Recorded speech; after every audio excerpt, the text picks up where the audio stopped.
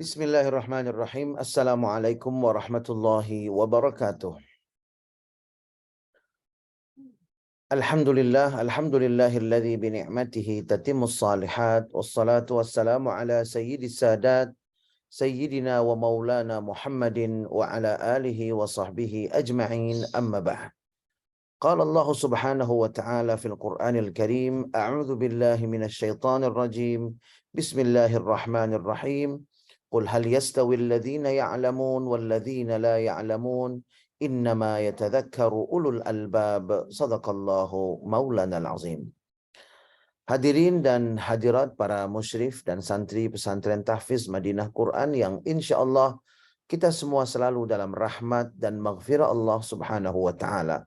Alhamdulillah, kita bersyukur kepada Allah atas berbagai nikmat yang Allah limpah curahkan pada kita, wabil khusus nikmat iman dan Islam.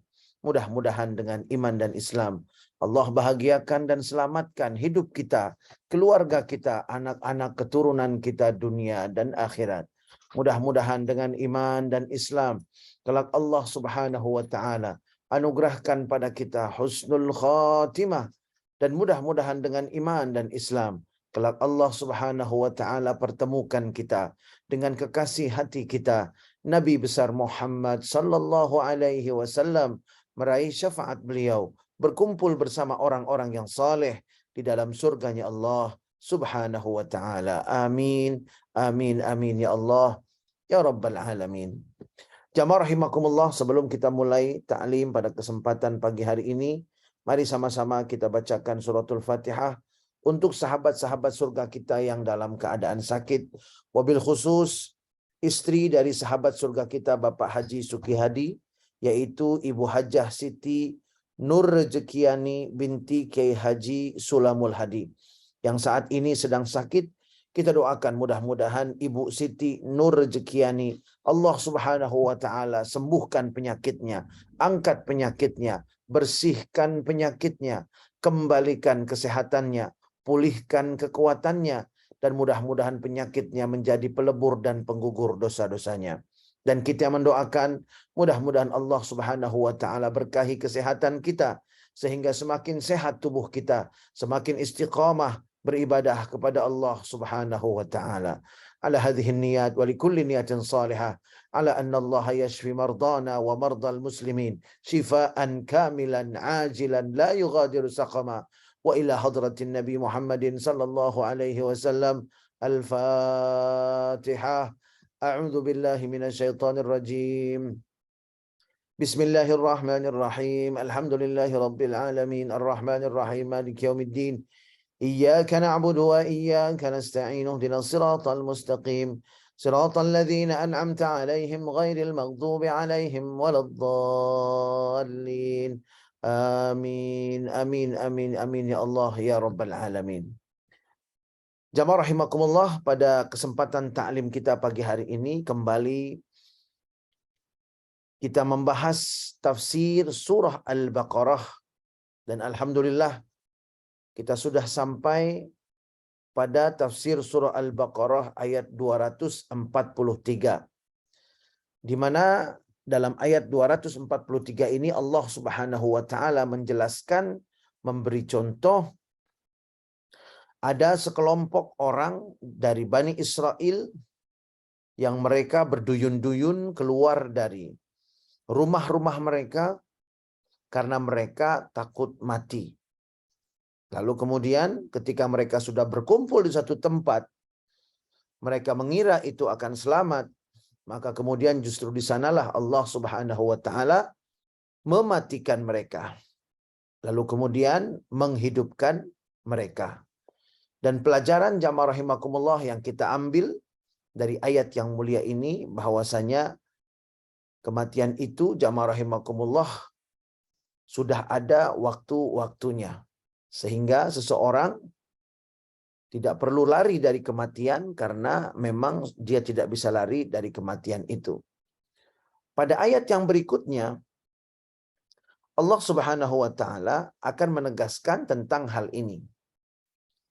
Jamaah rahimakumullah, pada ayat 243, Allah subhanahu wa ta'ala juga menjelaskan mengenai masalah takdir.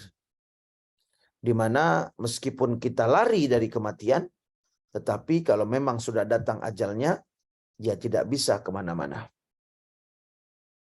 Walau kuntum fi burujim musyayyadah. Meskipun kita berada di dalam satu peti yang betul-betul dikunci dengan serapat-rapatnya. Jamaah rahimakumullah. Saya jadi teringat dengan peristiwa di mana Sayyidina Umar bin Khattab bersama para sahabat, mereka kemudian berangkat ke sebuah negeri. Di mana negeri itu sedang dilanda wabah, penyakit yang menular dan mematikan. Lalu kemudian, jamaah rahimakumullah, Sayyidina Umar ketika akan sampai di tempat itu, yaitu di negeri Syam, kemudian diberi informasi oleh beberapa penduduk setempat bahwa sedang ada wabah yang mematikan. Lalu Sayyidina Umar bin Khattab meminta pendapat dari para sahabat yang mendampingi beliau. Sebagian sahabat mengatakan, wahai Umar, tetaplah masuk ke negeri ini. Karena meskipun ada wabah yang mematikan, kalau Allah belum berkehendak, maka kita tidak akan mati. Tapi sebaliknya, meskipun kita tidak masuk, kalau Allah berkehendak, maka kita tetap akan mati. Jamaah rahimakumullah, sebagian sahabat lain mengatakan, jangan masuk Sayyidina Umar. Jangan masuk wahai Umar. Kita kembali saja. Lalu Sayyidina Umar bin Khattab radhiyallahu taala anhu memutuskan untuk tidak masuk ke tempat itu. Tidak masuk ke negeri itu, ke negeri Syam yang sedang dilanda wabah, penyakit yang mematikan. Mendengar keputusan dari Sayyidina Umar untuk tidak masuk ke tempat yang ada wabahnya itu, maka seorang sahabat yang bernama Abu Ubaidillah ibn Jarrah radhiyallahu ta'ala anhu wa arda berkata, Atafirru min qadarillahi ya Umar? Apakah engkau mencoba melarikan diri dari takdir Allah, wahai Umar? Lalu kemudian Sayyidina Umar bin Khattab radhiyallahu ta'ala anhu wa arda berkata, Laulaka ya Ubaidillah. Kalau bukan engkau yang mengatakannya, wahai Ubaidillah. Kalau saja yang mengatakan ini bukan engkau, wahai Ubaidillah.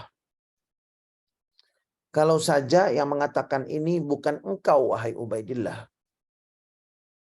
Artinya, kalau orang lain yang mengatakan ini kepadaku, wahai Ubaidillah, mungkin aku akan menegurmu dengan keras atau bahkan menghukummu. Tetapi karena Ubaidillah bin Jarrah adalah sahabat yang begitu dihormati oleh Sayyidina Umar bin Khattab, maka sahabat Umar bin Khattab pun menjelaskan. Jamaah rahimakumullah, Sayyidina Umar berkata kepada Ubaidillah bin Jarrah, Nafirru min qadarillah ila qadarillah. Kita lari dari takdir Allah yang satu menuju takdir Allah yang lain. Lalu kemudian Sayyidina Umar menjelaskan, kalau kita punya seekor unta umpamanya,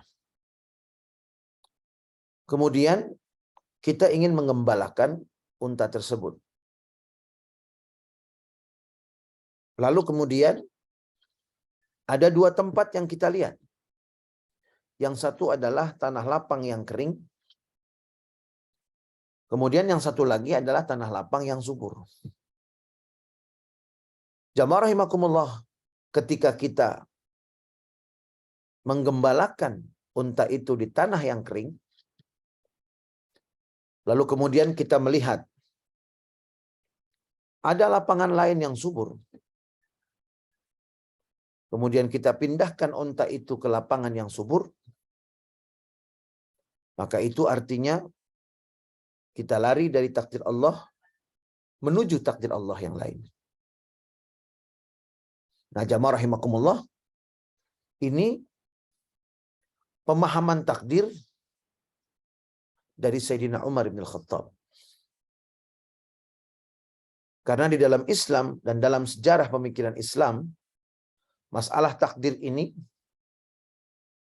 betul-betul bisa berakibat fatal.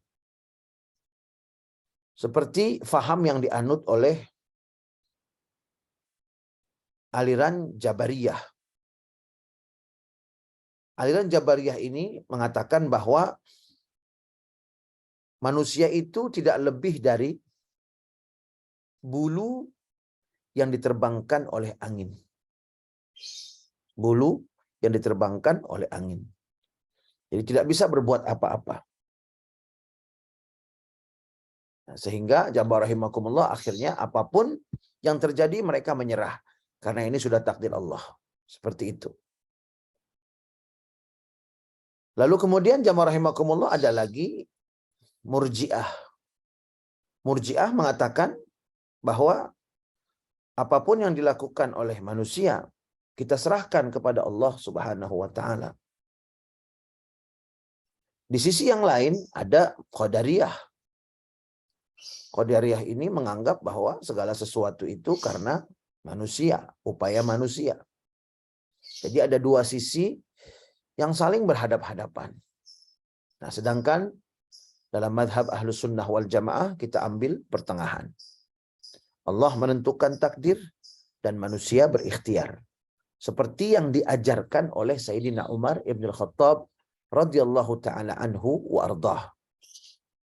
Beliau mengatakan, kita lari dari takdir Allah yang ini menuju takdir Allah yang lain. Artinya, ikhtiar kita itu tidak membuat kita keluar dari takdir Allah, tapi bisa membuat kita berpindah dari takdir Allah yang satu ke takdir Allah yang lain. Karena kita pun tidak tahu takdir kita itu seperti apa. Seumpamanya ada orang yang dalam keadaan miskin, dia mengatakan saya tidak perlu berusaha karena miskin ini sudah takdir saya. Dari mana dia tahu bahwa Allah mentakdirkan dia miskin? Apakah dia melihat Al-Lauhul Mahfuz? Kapan dia melihat Al-Lauhul Mahfuz? Bagaimana caranya? Nah, jamaah rahimakumullah, karena itu pemahaman takdir yang diajarkan oleh Sayyidina Umar bin Khattab radhiyallahu ta'ala anhu wardah ini merupakan pemahaman takdir yang betul-betul memberi kita semangat untuk berikhtiar di satu sisi, namun tidak melupakan kekuasaan Allah di sisi lain. Berbeda dengan sebagian pemahaman yang semuanya Allah dan semuanya manusia. Ketika semuanya manusia, mereka menghilangkan dan mengecilkan peran Allah di situ. Ini adalah takdir saya. Saya menentukan takdir saya sendiri. Seperti itu kira-kira. Dan dalam akidah Islam ini tidak boleh. Saya menentukan takdir saya sendiri. Tidak boleh. Dan terlalu sombong, hadirin sekalian.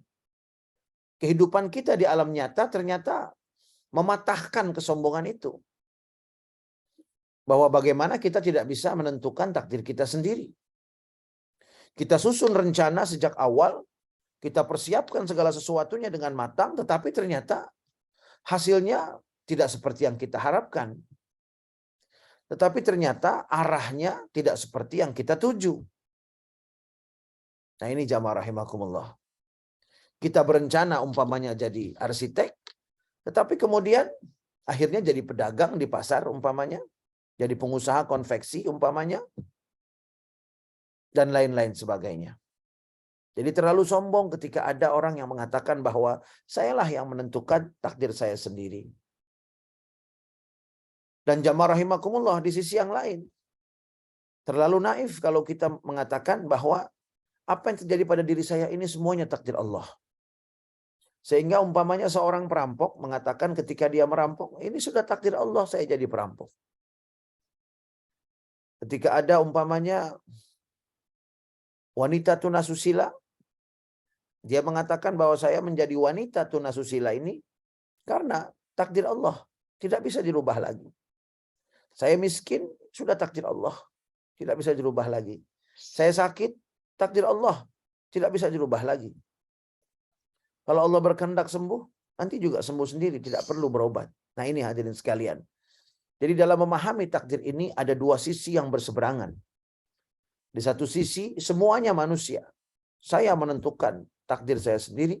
Di sisi lain menutup ikhtiar dari manusia. Bahwa semuanya adalah takdir Allah.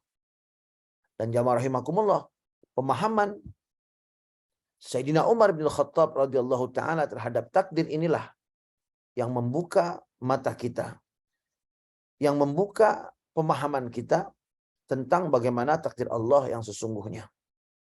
Allah tetap yang menetapkan takdir, tetapi Allah memberi peluang ikhtiar yang maksimal kepada manusia untuk berpindah dari satu takdir ke takdir yang lain. Kita tidak bisa keluar dari takdir Allah. Kita tidak bisa keluar dari suratan Allah.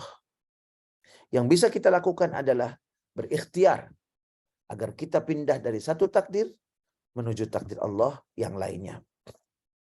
Nah, jamaah rahimakumullah, surah Al-Baqarah ayat 243 ini mengingatkan kepada kita bahwa kita harus betul-betul memiliki pemahaman yang lurus mengenai takdir.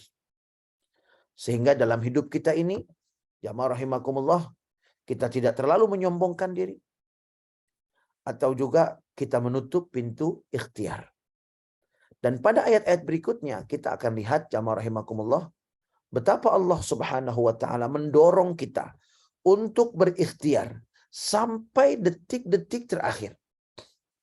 Untuk terus berikhtiar, berusaha sampai detik-detik terakhir. Kalau bahasa orang yang sedang berperang, sampai titik darah penghabisan. Kalau sakit, terus berikhtiar. Belum sembuh, terus berikhtiar. Kalau seandainya berusaha, rugi, terus berikhtiar. Belum untung, terus berikhtiar. Dengan pemahaman takdir yang disampaikan oleh Sayyidina Umar ini, maka iman kita akan tetap terjaga dalam berbagai kondisi. Dan ini yang paling penting. Ketika kita rugi umpamanya, kita sadar bahwa kita sudah ditakdirkan Allah untuk rugi. Tetapi hari-hari berikutnya, kita memiliki peluang ikhtiar untuk berpindah takdir menjadi mendapatkan keuntungan. Kalau sudah berikhtiar ternyata keesokan hari masih rugi, terus berikhtiar. Sampai kita betul-betul pindah ke takdir Allah Subhanahu wa taala yang lain.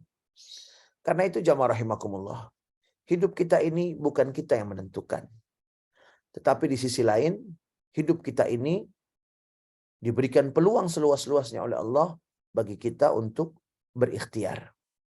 Dan ketika ikhtiar kita itu diniatkan sebagai perintah dari Allah Subhanahu wa taala, peluang yang diberikan Allah Subhanahu wa taala, maka setiap ikhtiar yang kita lakukan dalam kebaikan akan bernilai ibadah di sisi Allah Subhanahu wa taala. Inilah yang menjadikan kehidupan kita indah, berkah, dan penuh hikmah. InsyaAllah akan kita lanjutkan tafsir surah Al-Baqarah pada ayat-ayat yang selanjutnya dalam pertemuan yang berikutnya. Dan sebelum saya tutup, saya ingin sampaikan bahwa berdasarkan informasi yang kami terima, besok hari Selasa, InsyaAllah akan terjadi gerhana bulan. Karena itu saya menghimbau kepada pengurus-pengurus masjid, musalla, jamaah, sahabat-sahabat surga, mari kita tegakkan sunnah Nabi besar Muhammad sallallahu alaihi wasallam. Kita laksanakan salat gerhana bulan. Kita gerakkan, kita umumkan, kita ajak umat Nabi Muhammad untuk menegakkan sunnah Nabi besar Muhammad sallallahu alaihi wasallam, yaitu melaksanakan salat sunnah gerhana bulan. Yang insya Allah berdasarkan informasi yang kami terima akan terjadi berkisar sore, maghrib, dan setelahnya. Dan mengenai tata caranya insya Allah akan kita bahas pada pertemuan kita esok hari. Mudah-mudahan Allah Subhanahu wa taala berikan kita sehat walafiat. Allah Subhanahu wa taala berkahi hidup kita. Allah Subhanahu wa taala jadikan kita istiqamah di dalam menuntut ilmu agama bersama sahabat-sahabat surga kita yang tergabung dalam keluarga besar Majelis Ta'lim Madinah Quran. Bismillahirrahmanirrahim. Alhamdulillahirabbil alamin. Allahumma salli ala sayidina Muhammad wa ala ali sayidina Muhammad. Allahumma la tada' lana fi majlisina hadza dzamban illa ghafartah. Ya Allah, ampuni dosa-dosa kami yang hadir di majlis ini ya Allah. Wala aiban illa satartah. Tutup aib kami dunia dan akhirat. Wala maridan illa syafaitah. Yang sakit beri kesembuhan. Wala dainan illa qadaitah. Yang punya hutang mampukan untuk melunasi hutang-hutangnya. Wala hajatan min hawaijid dunya wal akhirah illa qadaitaha wa yassartaha ya Allah ya rabbal alamin.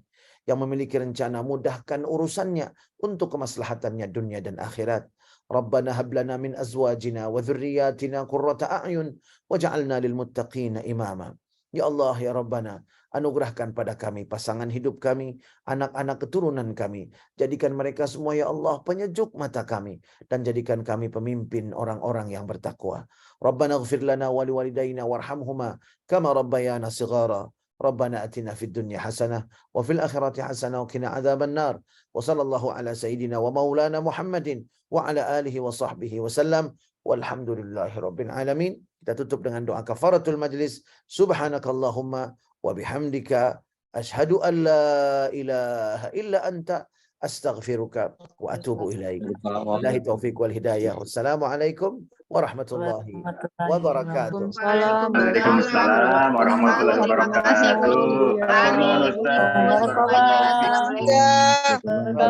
Sampai jumpa Bapak Ibu. Barakallah.